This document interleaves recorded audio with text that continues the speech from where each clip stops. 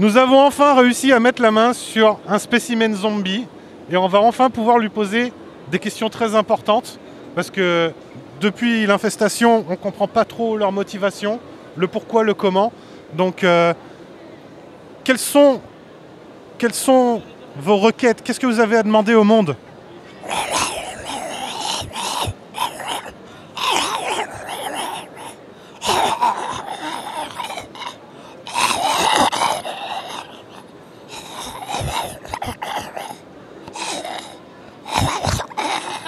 Je veux bien parce que je comprends rien. Alors en fait, elle dit qu'ils ont hyper faim de cerveau humain et que là, ils en recherchent partout et qu'il n'y a pas une armée assez grande, donc ils essaient de contaminer et de bouffer le maximum d'humains parce qu'ils ont faim, quoi.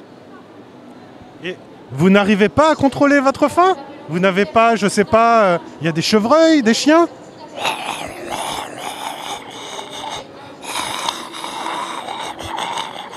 Elle dit que ça n'a pas le même goût en fait. La chair humaine et la chair animale, c'est pas pareil. Donc les humains feraient bien de courir très vite en fait.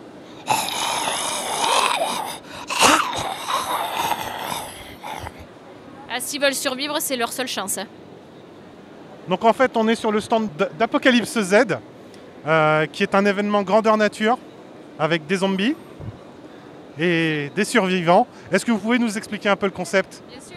Alors Apocalypse Z est né il y a 9 ans maintenant. Le but du jeu, c'est de tenter de survivre à une zombie-apocalypse en devant résoudre des énigmes et des missions sur des parcours entre 4 et 6 km.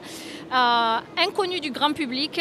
Seule l'équipe organisatrice et les gens qui nous donnent les autorisations connaissent le parcours. Le but, c'est de le déchiffrer avec des énigmes et des missions et d'arriver au refuge où les scientifiques mettront les participants en quarantaine pour voir s'ils ont été contaminés ou ils ont trouvé des immunités, etc.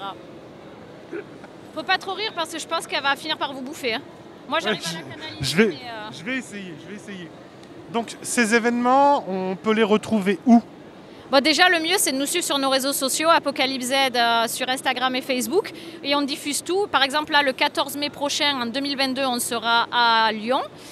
Et après, il y a d'autres petites surprises qui ont été annoncées exclusivement au TGS. Mais je vous invite à garder un œil sur nos réseaux pour savoir où on va envahir vos villes. Et donc, vous allez venir un peu partout en France, c'est ça?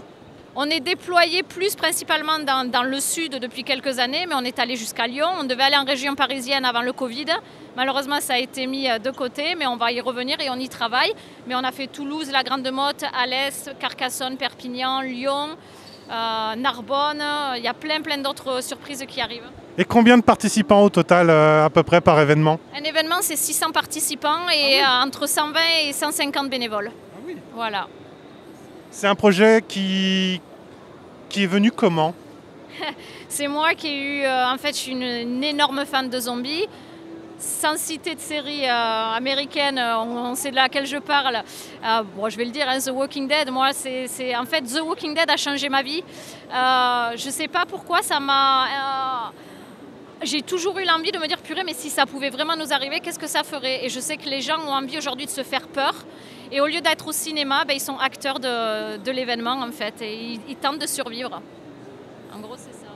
Eh ben, écoutez, je trouve que c'est un beau projet. On a un stand qui est vraiment assez bien animé, avec des rampants, des marcheurs. On va les appeler comme ça. Et écoutez, moi, je vous souhaite de réussir. Et on va garder un œil, du coup, sur les réseaux pour suivre l'activité. Un dernier mot peut-être? Elle dit que si vous voulez rester vivant, vous avez plutôt intérêt à suivre nos réseaux parce que sinon ça ne va pas le faire. On va se dépêcher de sortir d'ici, hein. En tout cas, merci pour votre temps. Merci. Et puis à bientôt. Merci.